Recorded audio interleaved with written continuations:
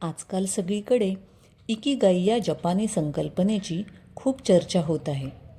सकाळी उठण्याचं कारण आणि आनंदी जीवनाचं रहस्य म्हणजे इकिगाई. पण तुम्हाला माहीत आहे का, हे रहस्य आपल्या भारतीय संस्कृतीने हजारो वर्षांपूर्वीच भगवद्गीतेच्या माध्यमातून जगाला सांगितलं आहे. आपल्याला नक्की काय करायला आवडतं, आपल्याला कशात यश मिळेल आणि आपण समाजासाठी काय करू शकतो, या प्रश्नांच्या चक्रात आपण अडकतो. इकिगाई याला पर्पज म्हणते, तर श्रीकृष्ण याला स्वधर्म म्हणतात. भगवद्गीतेच्या 18व्या अध्यायात श्रीकृष्ण म्हणतात, श्रेयान स्वधर्मो विगुणः परधर्मात स्वनुष्ठितात. म्हणजेच दुसऱ्याचं काम कितीही चांगलं असलं तरी स्वतःच्या नैसर्गिक गुणांनुसार केलेलं काम स्वधर्म हेच आपल्याला खरी प्रगती आणि शांती देतं.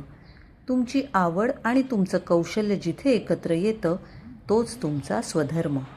इकिगाई सांगते की अशा कामावर लक्ष द्या ज्यातून तुम्हाला आर्थिक मोबदला मिळेल.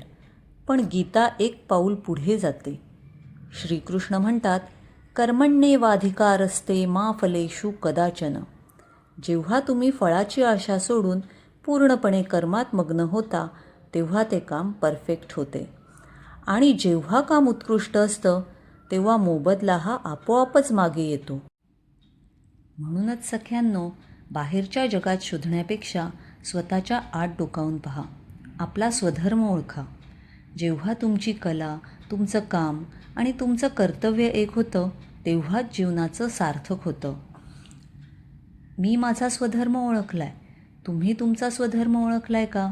कमेंट करून नक्की कळवा. अशा कलात्मक व्हिडिओंसाठी आम्हाला सबस्क्राईब करा. मी आमच्या इन्स्टा पेजची लिंक डिस्क्रिप्शनमध्ये मेन्शन करेन. एकदा नक्की विजिट करा. तुम्हाला कोणतीही ज्वेलरी, वॉल डेकॉर, नेमप्लेट आवडली असेल आणि ऑर्डर द्यायची असेल तर आम्हाला DM करा.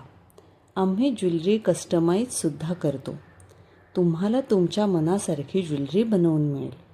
आणि आम्हाला फॉलो करायला विसरू नका. या व्हिडिओला तुमच्या फ्रेंड्स आणि फॅमिलीसोबत शेअर करा. Thanks for watching.